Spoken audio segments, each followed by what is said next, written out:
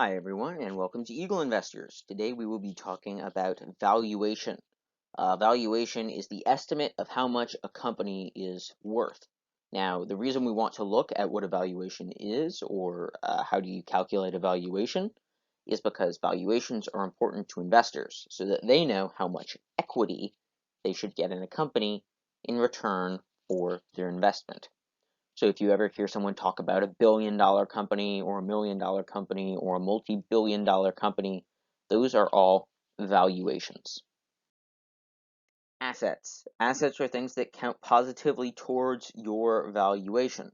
So assets are pluses. They're good things. So there's a couple different types of assets. There's tangible assets, which are things that you own as a company that are typically physical. So this would be like if you have a warehouse that has a bunch of products in it, an office building, chairs, a plant, anything like that would be considered a tangible asset that you could sell.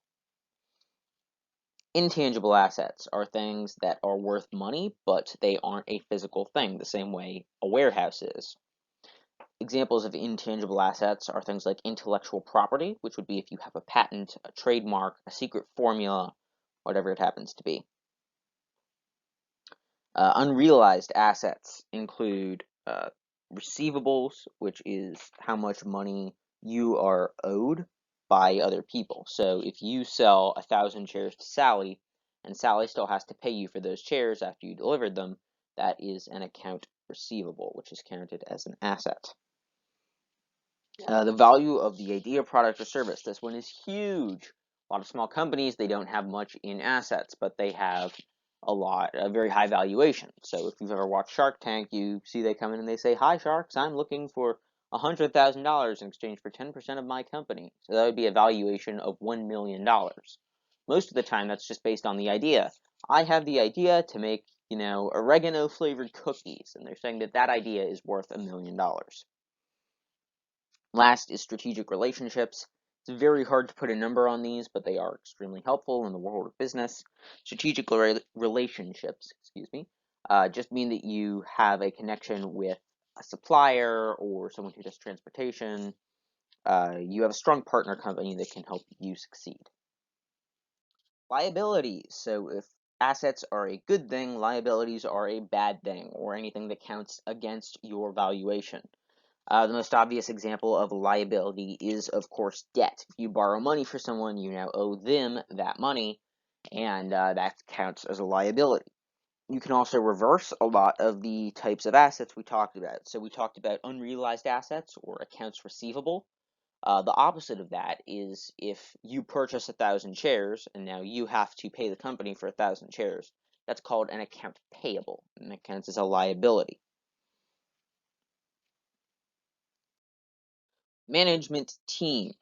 Because a small business is so dependent on a good management team, a really good team can contribute to the valuation or deduct from the valuation of a company. That might sound a little bit weird at first, because why would you pay more just because someone who works there has a certain degree or something? But think about it this way. If you were looking at a small business and they had Fred, Fred the average guy is the CEO.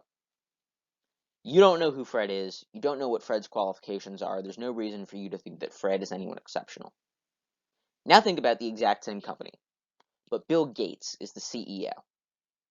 You might want to take a second look at that, because Bill Gates has a proven track record of being successful.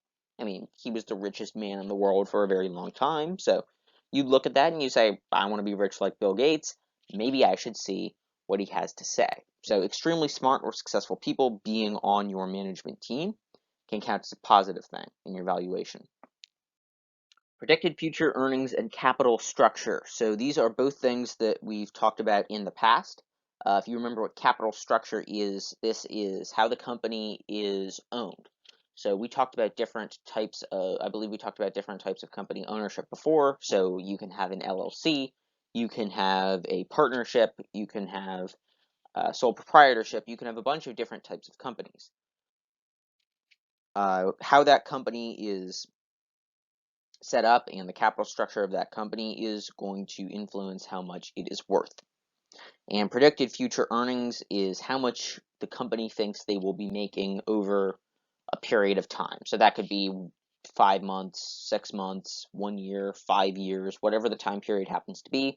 They project what they think they're going to make. Now, most of the time, these are going to be wrong. The question here is, are they at least kind of close? So predicted future earnings, they're not a certainty, but companies use them to try to say, well, this is how much we could make if we succeed. Pre-money versus post-money valuation. Now, this is a concept that you'll hear about a lot when you look at small business investing, but it's pretty simple to break down. Basically, a company after it is funded is worth more than a company before it is funded. This is fairly self-evident if you just think about it. Let's say you have a small business, someone invests $1 million in it. At the very least, it's now worth $1 million more because we talked about assets.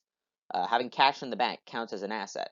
So at the very least, your valuation increased by $1 million.